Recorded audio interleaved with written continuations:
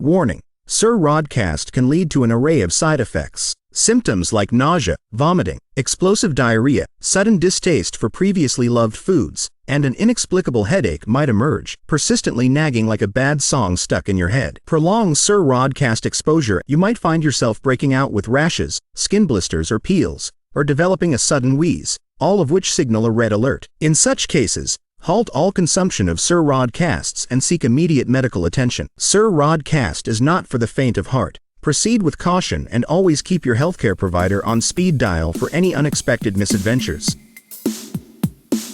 Ladies and gentlemen, it is my honor to introduce you to one of the nation's most exciting entertainers. He is the former creative director for So Deaf Recordings. He has one of the best-selling artist development books, The 10 Commandments of the Stage. All the way from Atlanta, Georgia, put your hands together for the Star Maker, Mr. One Man Show, Ollie Patterson's baby boy. Give it up for Sir Rod Patterson.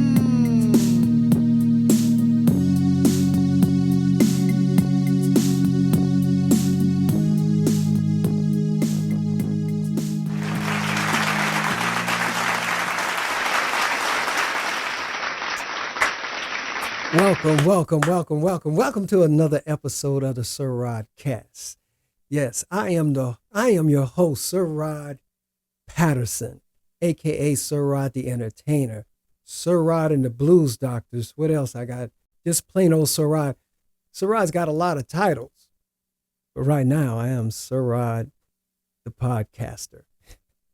I hope everybody's doing well out there. We got a lot of fun stuff to get in today. Matter of fact, I got so many segments that I'm not going to be able to get all my segments in. I'm going to have to start segmenting the segments. That's crazy. We're going to try to get much in as possible. I always like to try to keep things under, say, about 30 minutes. I read in a book somewhere that people can't retain information past 25 minutes. That is me to the T. So I say around 25, 30 minutes. Makes it palatable, and you have something else to look forward to. So if I don't get your favorite segment in today, it'll be in next week's episode, I'm pretty sure. But right now, speaking of segments, I want to introduce yet another segment. And this segment is called Senior Moments. Yeah, Senior Moments. This is a new segment. Why I'm introducing Senior Moments into the podcast is for all those new listeners out there. I'm expanding. I'm now on Apple Music, and we're probably going to be on Amazon. And so there's a lot of people don't know me from Adam. Check out the first episode. It kind of goes into my background. But one of the things I do is I go into nursing homes, assisted livings, and senior centers, and I sing to the elderly and memory care and just the senior community. Oh, my goodness.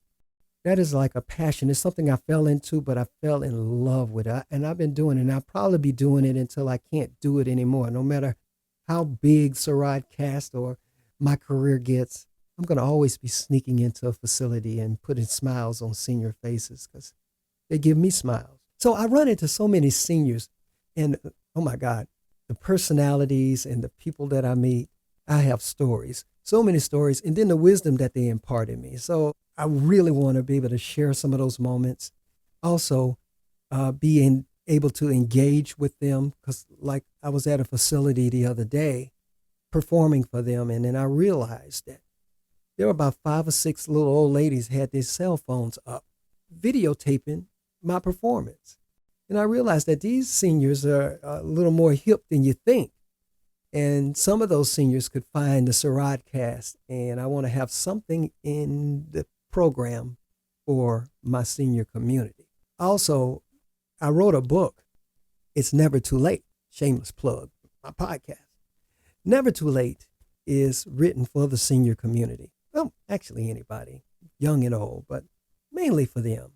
And I give them stories that it's because remember, the SIRRODCAST is for dreamers, the dreamers. I want them to realize that if they didn't hit the mark when they think they should have, it's really never too late. And then I give them the example of KFC, Colonel Sanders. He didn't start his real journey till 65. And then Nelson Mandela. A lot of people don't know this about Nelson Mandela, but when he was arrested and sentenced to go to prison for 27 years, Nelson Mandela was 46 years old. 46. You know what that means? That means that Nelson Mandela, he turned 50 in prison. Ah, that's hard to turn 50 in prison.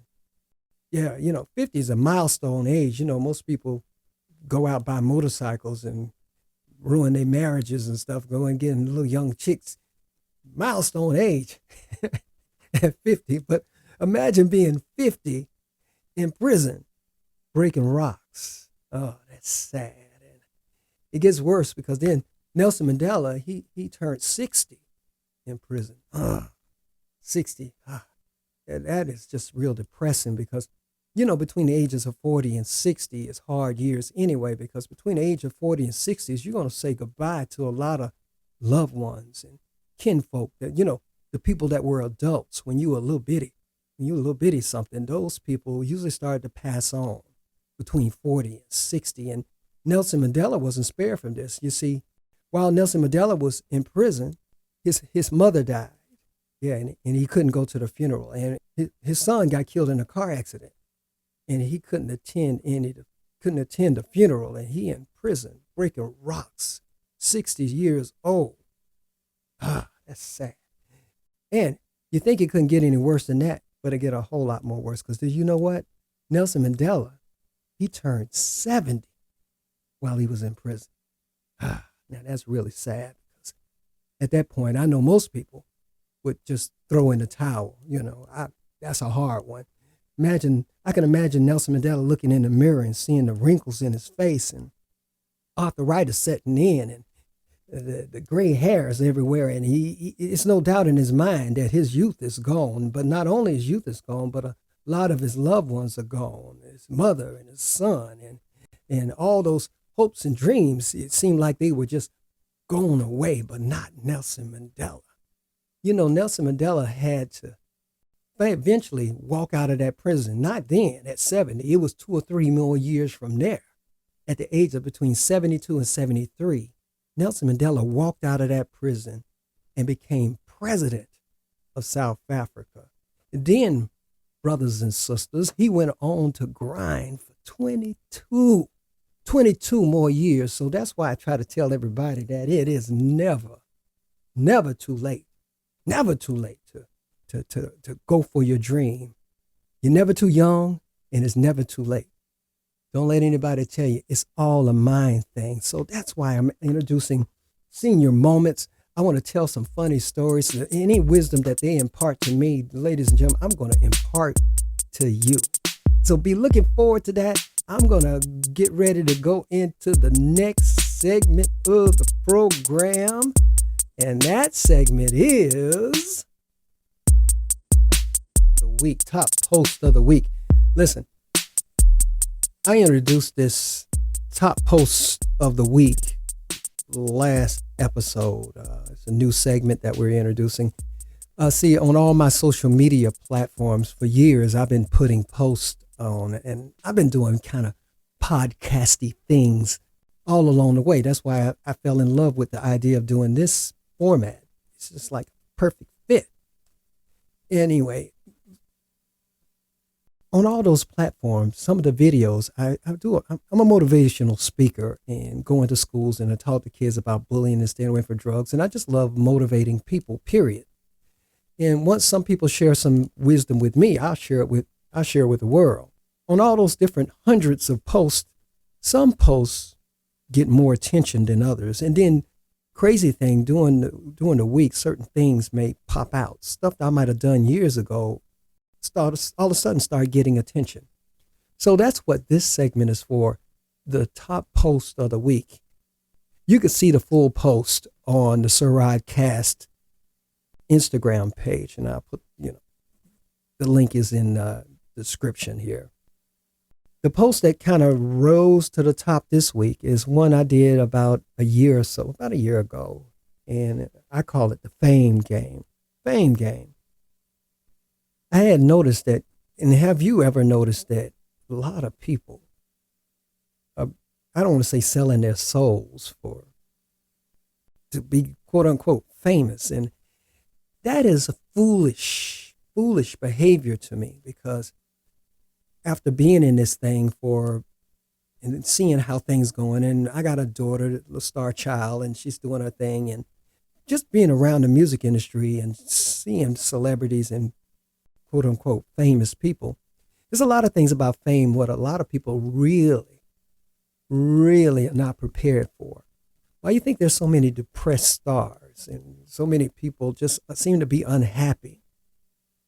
In my post, I explained the fame game kind of like being at the best birthday party you ever could imagine. This party's off the chain. You got filet mignon, cake, whatever your thing is, whatever floats your boats, puppies, pink kittens, pandas, whatever you like in your party is there. And it's the best of what you wanted.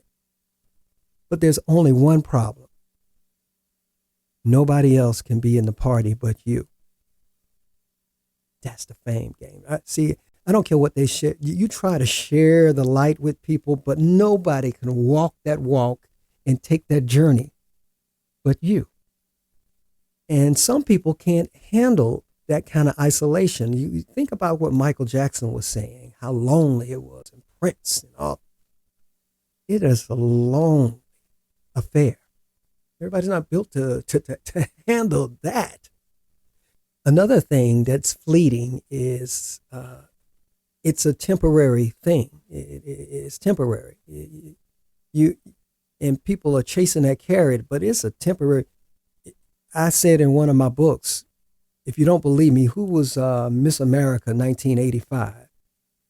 Now, in 1985, Miss America, the whole world knew who she was.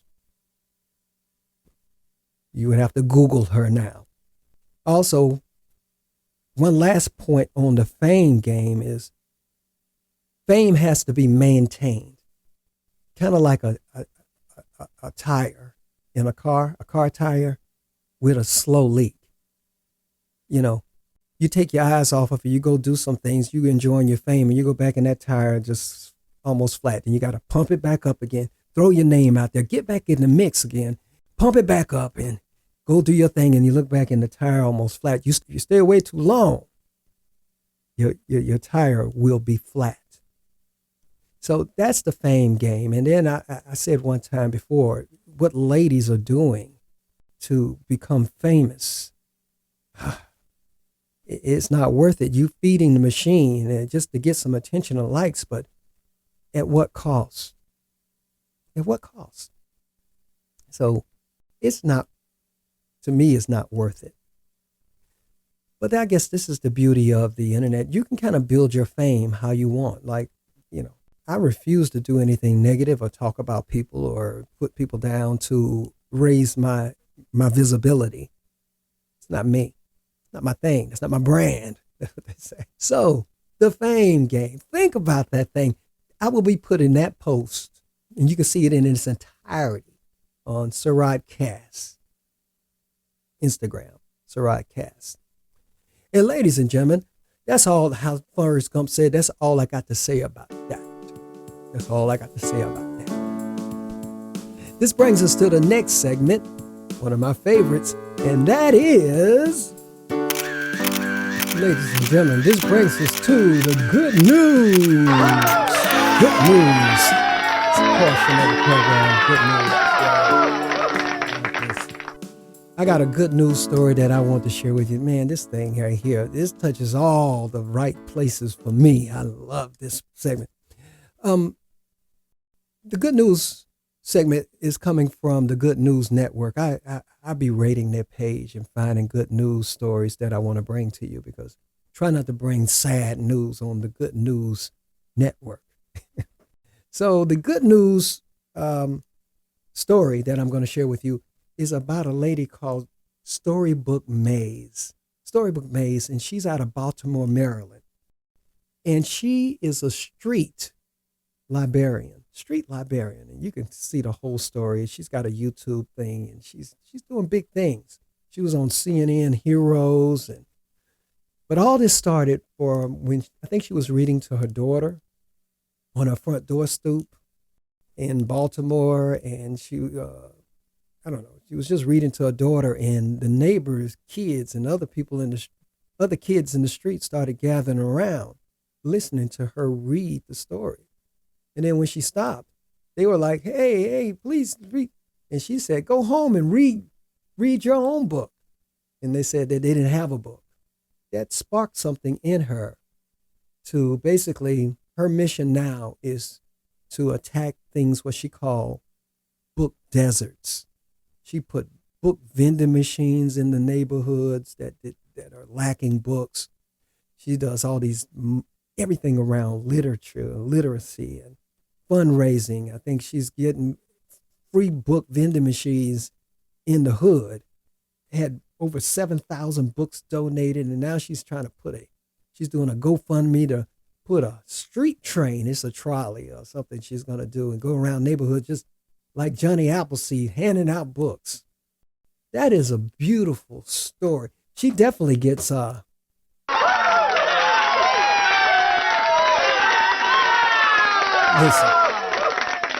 listen, why that story touches me so much, I have a book that I just finished, my latest book, If I Only Had a Brain, the Gift of Dyslexia.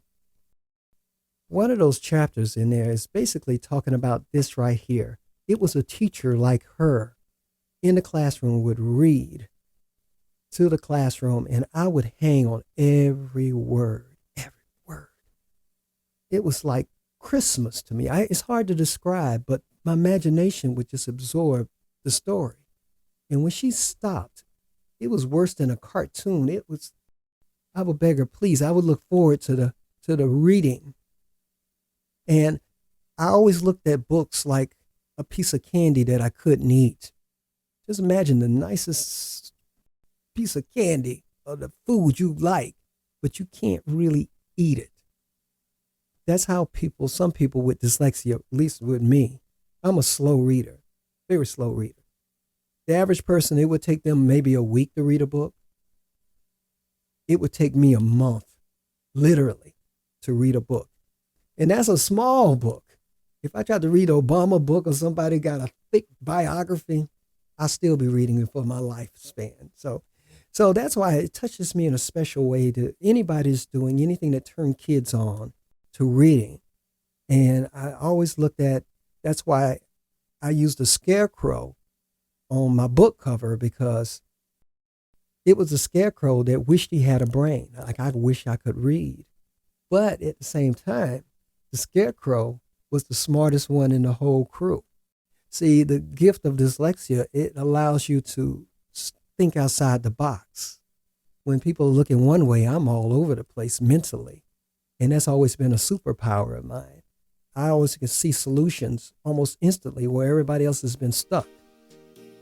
And so I learned ways around my dyslexia and quote unquote handicap, if you will. Back to the street librarian. God bless. You get another. Yeah. Good work. Good work. This brings us to the next segment of the program. It's time for Numbers Talk. Numbers Talk. It's going to be short, simple, and sweet today. Numbers Talk. Now, last episode, I said that I've been seeing the number 444 everywhere for the last month or two. Just 444 on tags, on things on television, you name it. I did a Google search, and this is what the meaning I saw that stuck with me. And I'm going to let my AI assistant read it out to you. Clarity and decisiveness. The angel number 444 represents clarity and decisiveness. When this number keeps showing up in your life, it means the angels are trying to tell you that what you've been preparing for is finally coming to fruition. Wow. Wow. What my AI assistant was saying is basically clarity. decisiveness. It's going to happen. That was mind blowing to me because, I said in an earlier episode, I've been working at my dreams and trying to make this thing happen for 38 years now. So I figure God is going to make it an even 40, like, Moses. But I won't complain because Moses didn't start his 40-year journey until he was age 40. I was 14, so I won't complain. He didn't get he had to wait 40 years to start his journey. So I won't complain. So 444 represents clarity and decisiveness, clarity, pinpoint. And that's what's happening. Actually, literally, that's what's happening. I'm getting clear who I'm speaking to, the things that used to trip me up, chasing fame or chasing money, all those things. Older I get, they're not tripping me up. So I can agree with that. And I can see why those numbers are appearing in my life because I think that's where I'm at. What numbers are showing up in your life? Let me know. Are you seeing 444, 333? I'm going to post some pictures. Still seeing threes. Threes never stop. Threes just keep coming. That's why I wear my 333 chain. But the threes keep coming. As I see a couple pictures that I saw. I usually don't look like a weirdo just taking pictures of people car tags or things I may see. But send me your number story or what you're seeing. Or comment, post. SIRRODCAST@gmail.com. SIRRODCAST@gmail.com. Let me know your number story. Or at least let me know what you think about my number story. You think I'm fooey. Ladies and gentlemen, this brings us to the next segment of the program, and that is...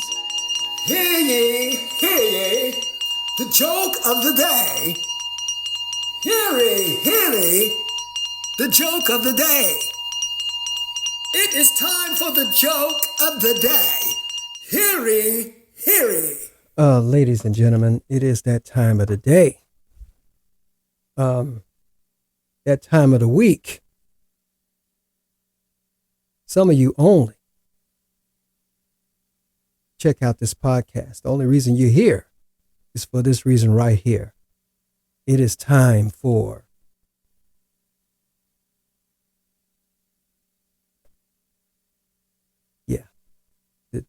the joke of the day.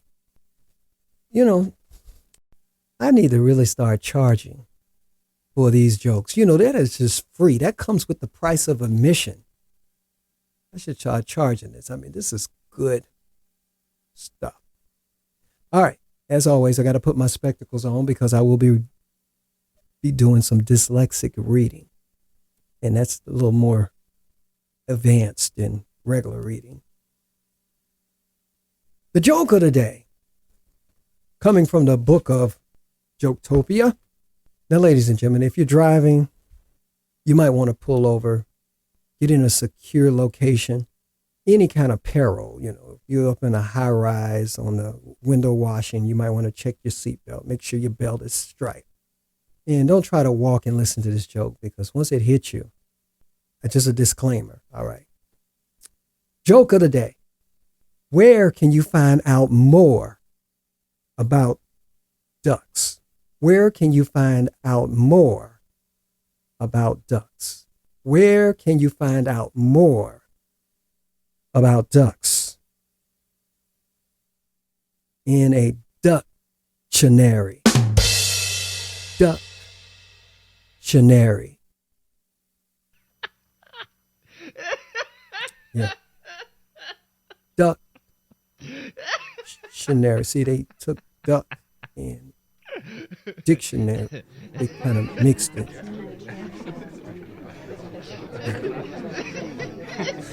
Ladies.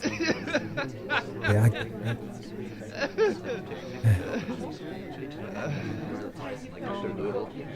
ladies and gentlemen, you didn't pay for that, but you got it anyway. Ductionary. That is the joke of the day.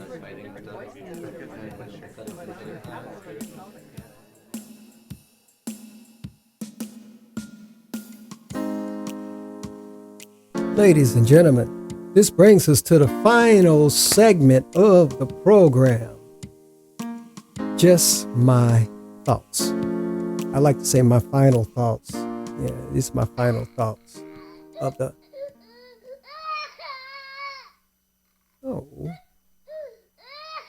Don't cry. I'll be back next week. It's okay. Don't cry. I promise. I'll be back next week. Ladies and gentlemen, my final thoughts. My final thoughts are going to be basically giving you some information. I've set up a Patreon for the podcast, but this is just not just a Patreon for this program. I have a company, and what my main mission is, and what I've been doing for almost 20 years now, is Sounds of Knowledge. And what Sounds of Knowledge does is we go into high school, middle schools, elementary schools, and nursing home, assisted living, senior centers. And in the schools, we deliver positive messages to the kids, telling them to stay away from drugs, alcohol, and addressing bullying, and actually saving lives in that arena. And in the nursing home, assisted living, we're nurturing artists, and we're reaching, and man, the power of music is just a wonderful thing. And my whole thing, even with this podcast and everything I'm doing, is music. You see, when COVID hit, people going into the schools kind of stopped. I mean, there's limited, not like it was, because the schools are so far behind. What I wanted to do, because I'm still reading in the paper that kids are committing suicide, and they're still bullying. That, you see, the COVID didn't stop the bullies. See, the bullies are still in school, and the kids are still dealing with the same things that they were dealing with when I was doing it before, when I was going in speaking to the kids before COVID. So I can't get into every school, but I had this thought. I knew that I could get my anti-bullying book, 150 anti-bullying solutions. See, when I used to go into the schools, I realized that some schools were doing things, this school was doing something to address bullying that the other schools weren't doing, and this one was doing this and doing that. And it was a case of the right hand not knowing what the left hand is doing. And so I gathered up all the best solutions I could think of or I came across and put it in this book. And then what I want to do is put this book in every school, or as many schools as possible. And that's only going to happen with your support and your help. And that's what Patreon is going to do. And also, why I say this podcast is for the dreamer. I'm a dreamer myself. I always wanted to be able to do things on a much bigger scale, even with the schools. I had this idea about something called Knowledge Fest. It's like a big festival where you bring all the kids together and they could be exposed to different things. Like, see, I was exposed to graphics and artists, and that's why I became a graphic artist when I was in high school.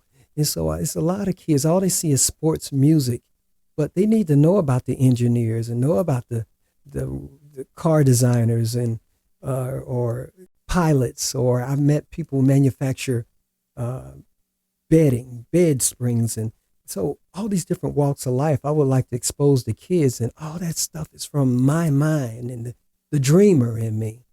For the seniors, I would like to take them out because they come to life with these music programs. It's the program that I do for them is not ordinary. So I do the Sam Cookes, the Ray Charles, and the music that they relate to and love. But it's in a little nursing home dining room. I would like to take them to a theater and have a big orchestra behind me and do it big for them. Don't they deserve it? And just blow their mind. And if I had it my way and enough supporters, it would be absolutely free. So that's what I want to do with my Patreon. Allow me to grow and to get team members and help grow this thing. But I know it's going to take help. And so that's what I love about the Patreon models, because they have $1 support, $5 support, $10, all the way up to whatever you want, wherever God leads you. But am I just a dreamer? I really believe, and no, it's going to happen. It's going to happen. So I want to thank you in advance for your support. Check out, we're setting it up. We should have everything in place. SIRRODCAST on Patreon, and there will be a link in the descriptions and all my in all the future podcast episodes. There will be a link, and then I thank you in advance for your support. All right, I'm getting ready to wrap this up. Listen, I want to thank you for your time. I want to thank you for your attention. But most of all, I really want to thank you for listening. You didn't have to, but you did. And I appreciate it. Giving me just a little bit of your time. Now, as I always say, now go out and find something else better to do. But then after you do it, hit me up and let me know what you did. All right, that's my time. I'll see you next time. Be blessed.